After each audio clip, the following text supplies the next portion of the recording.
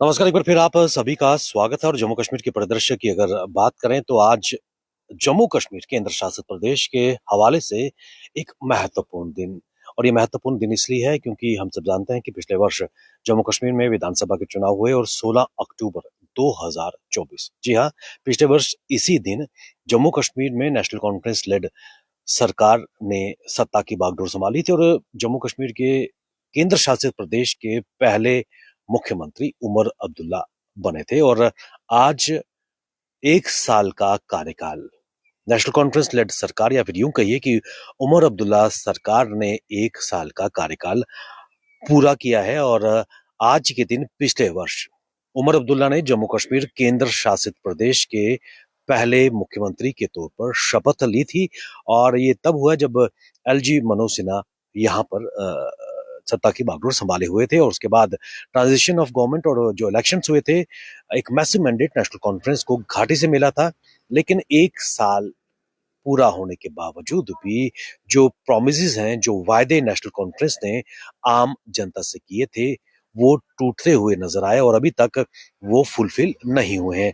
आपको बताते चले कि जब पिछले वर्ष 16 अक्टूबर को उमर अब्दुल्ला ने शपथ ग्रहण समारोह लिया था, तो उनके साथ चुनिंदा के जो कैबिनेट मिनिस्टर्स हैं, उन्होंने पद और गोपनीयता की शपथ ली थी। और अपने मैनिफेस्टो में, जिसकी बदौलत नेशनल कॉन्फ्रेंस ने एक मैसिव मैंडेट लिया था, उसमें स्पष्ट तौर पर कहा गया था कि डिग्निटी, आइडेंटिटी एंड डेवलपमेंट, यानी कि डिग्निटी, पहचान और विकास, ये मुद्दा नेशनल कॉन्फ्रेंस की सरकार का रहेगा। और जो पार्टी ने पोल प्रोमिसेस किए थे, आज आ, काफी हद तक क्रिटिसिज्म का शिकार नेशनल कॉन्फ्रेंस की सरकार हो रही है। और कश्मीरी जो पॉलिटिकल पार्टीज हैं, लगातार तीखा निशाना लगाते हुए नजर आ रहे हैं। और इस जो मैनिफेस्टो में कहा गया था कि जम्मू एंड कश्मीर की जो अटॉनमी को लेकर भी बात की गई थी, और कई महत्वपूर्ण चीजें जिसमें 370 की हटाने की, 35 को रिस्टोर करने की, और स्टेटहुड प्री 5 अगस्त 2019 की पोजीशन बहाल करने की बात की गई थी। और इसके साथ साथ जम्मू कश्मीर रीऑर्गेनाइजेशन 2019 की अगर बात करें तो उसको रिड्रॉ करने की बात भी अपने मैनिफेस्टो में की गई थी। और लगातार इसके साथ साथ कई चीजों का जो वायदा नेशनल कॉन्फ्रेंस सरकार ने आम जनता से किया था, और वो अभी तक पूरे होते नजर नहीं आ रहे हैं। जम्मू कश्मीर के मुख्यमंत्री उमर अब्दुल्ला आज 3:30 बजे शेर कश्मीर भवन में प्रेस से खिताब करेंगे। और मंशा बिल्कुल साफ है कि 1 साल का अपना रिपोर्ट कार्ड वो पेश भी करेंगे। और कहीं ना कहीं वो ये प्रोजेक्ट करने का प्रयास कर रहे हैं कि जो नेशनल कॉन्फ्रेंस सरकार है, उसके हाथ बंधे हुए हैं। कहीं ना कहीं बिजनेस रूल अभी तक क्लियर नहीं है, और उनकी एब्सेंस में जो वायदे हैं वो पूरे होते नजर नहीं आए हैं। आज मुख्यमंत्री उमर अब्दुल्ला की प्रेस कॉन्फ्रेंस जम्मू में होगी। लेकिन सबके बीच 1 साल का कार्यकाल, क्योंकि 1 साल का कार्यकाल लगातार एक मुख्यमंत्री के लिए बड़ा रहता है। जो लोगों के कई मुद्दे हैं, क्योंकि हम सब जानते हैं कि एलजी मनोज सिन्हा के पास होम है, सिक्योरिटी है, लॉ एंड ऑर्डर है, लेकिन उसके बावजूद बाकी जो डिपार्टमेंट्स हैं वो जम्मू कश्मीर के मुख्यमंत्री उमर अब्दुल्ला के पास है। लेकिन क्या कारण है कि जो प्रोमिसेस वहां पर उन्होंने अपने मैनिफेस्टो में किए थे, जिसकी बदौलत एक मैसिव मैंडेट नेशनल कॉन्फ्रेंस को घाटी से मिला था, वो फुलफिल होता नजर नहीं आ रहा है। और यही कारण है कि कश्मीर सेंट्रिक पॉलिटिकल पार्टीज लगातार तीखे प्रहार नेशनल कॉन्फ्रेंस और उनकी सरकार पर करती आई है। क्योंकि खासकर एक बहुत बड़ा मुद्दा जिसको लेकर नेशनल कॉन्फ्रेंस के अपने सांसद आगा सईद रहुल्ला ने भी बिगुल बजाया था और विद्रोह के स्वर तीखे किए थे। और वो मुद्दा रिजर्वेशन पॉलिसी को लेकर था। और हम सब जानते हैं कि उसको लेकर एक कैबिनेट सब कमेटी की फॉर्मेशन की गई थी। 3 महीने के अंदर रिपोर्ट सौंपनी थी, और तीसरे 3 महीने के आखिरी दिन ये रिपोर्ट सौंपी गई।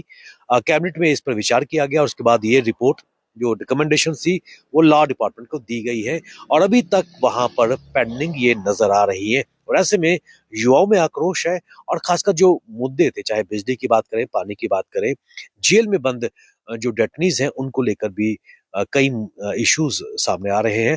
और नेशनल कॉन्फ्रेंस के सांसद आगा सईद मेहंदी रहुल्ला का था ये कहना था कि अगर नेशनल कॉन्फ्रेंस सपोर्ट नहीं कर सकती तो कहीं ना कहीं इनकी रिहाई के लिए लीगल टीम तैयार कर सकती है। और कहीं ना कहीं एक सिंबॉलिक, एक पोस्टरिंग नेशनल कॉन्फ्रेंस की तरफ से आ रही है। बहरहाल 1 साल नेशनल कॉन्फ्रेंस का आज पूरा हो चुका है और कई सवाल अभी भी सामने खड़े हैं कि जिन पोल प्रोमिसेस को लेकर नेशनल कॉन्फ्रेंस ने सत्ता की बागडोर संभाली थी कि उन पोल प्रोमिसेस का क्या हुआ।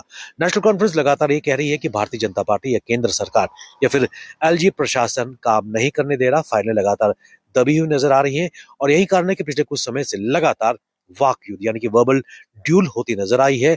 लॉलीपॉप और कई तरह के वर्बटम सामने आ रहे हैं और स्टेटहुड का मुद्दा हमेशा उमर अब्दुल्ला हर मंच पे उठाते आ रहे हैं और स्टेटहुड का मुद्दा अपोजिशन ये कह रही है कि अपने पोल प्रोमिसेस से बचने के लिए एक डिस्ट्रैक्टिव टूल है नेशनल कॉन्फ्रेंस के पास।